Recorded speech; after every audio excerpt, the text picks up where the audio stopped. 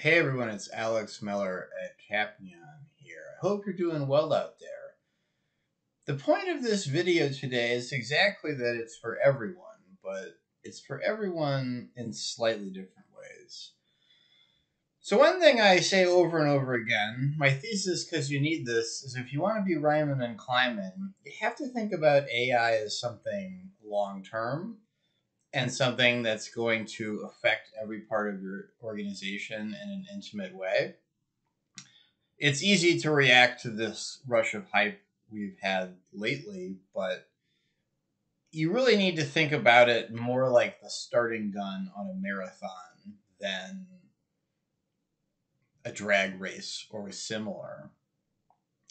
I think for most of you out there, if you're not an AI company, it might be true that doing a good job with this is really a communication challenge, a stakeholder empathy challenge.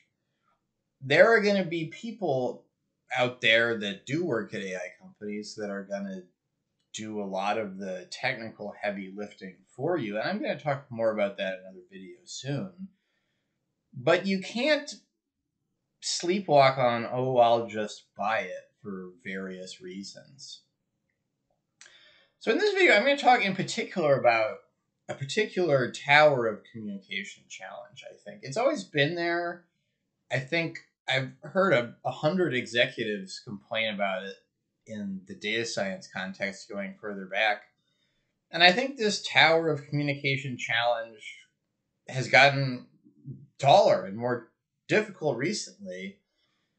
And really getting it right is everything for getting artificial intelligence right from a business standpoint long term. So let me elaborate.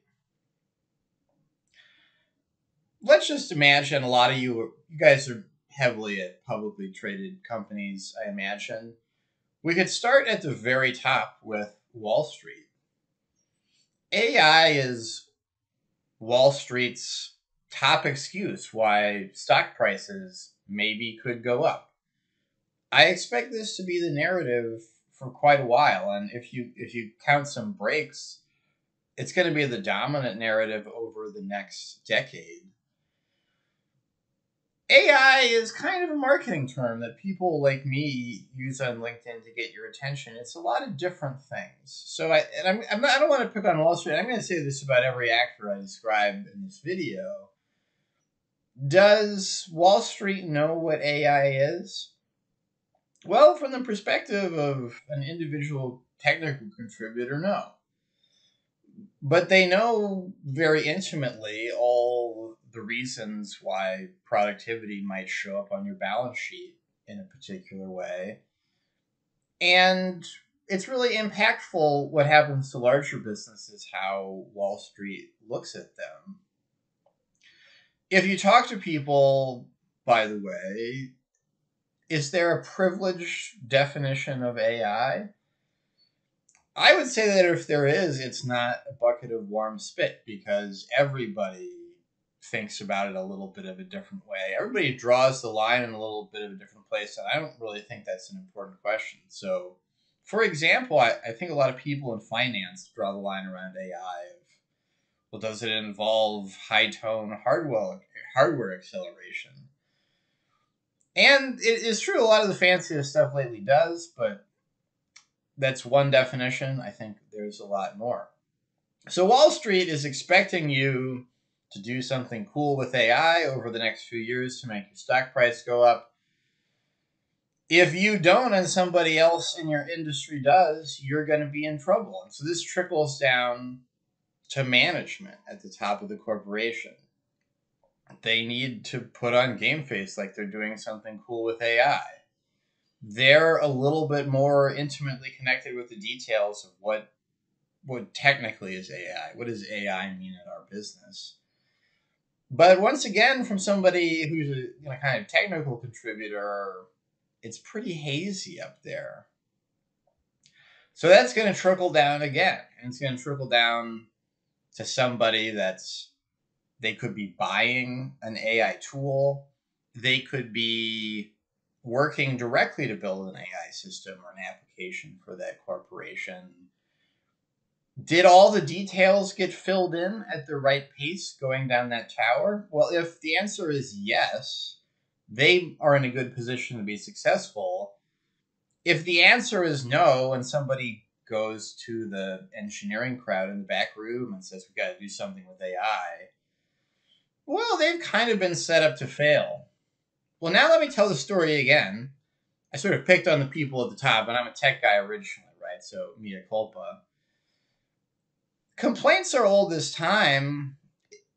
If you just tell the data scientists, the engineers, hey, do something with AI, it might turn out that what they do just has nothing to do with the business and isn't really useful. And many of you out there have talked my ears off with your negative experiences in that area.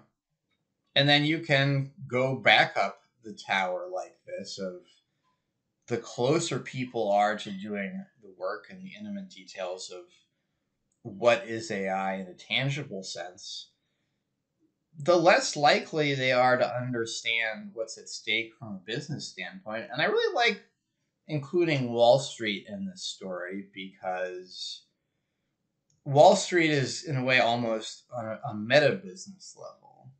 You need to do something that moves the needle for your business. And then there's also this optical aspect of you need to do something that moves the needle for your business in a way that stakeholders understand. So a whole lot about getting this right, in my judgment, is there's a real tall tower of people in the room in a way on this. People know that a starting gun has been fired. And it's going to be about every layer. Do people have empathy for what the concerns of people on the adjacent layers are? Are people communicating effectively about this issue? As you go up and down the tower, are the right details being added and subtracted from how everyone is talking about what they're doing? And as I will elaborate more elsewhere, if you get this right, I think you really could be all conquering a few years from now. And if you get it wrong a few years from now, you're going to be asked to endlessly cut costs while you watch the Joneses up the street expand their patio endlessly at great expense, metaphorically in the large corporate sense. So I think it's really important, and I think this is often true around technology. It might not be true that the challenges are really technological challenges. They're really human organizational communication challenges. And I would be careful because I think a lot of commentary out there is unhelpful. The right way to think about it is hard to find, and I don't know if you're really going to get it anywhere but me right now. So think about this. Please think long term. Think about the person next to you in the trench and what you have to do to make them successful as part of this journey. As usual, if you like this video, follow for more recipes. I'd love to hear from you one way or another.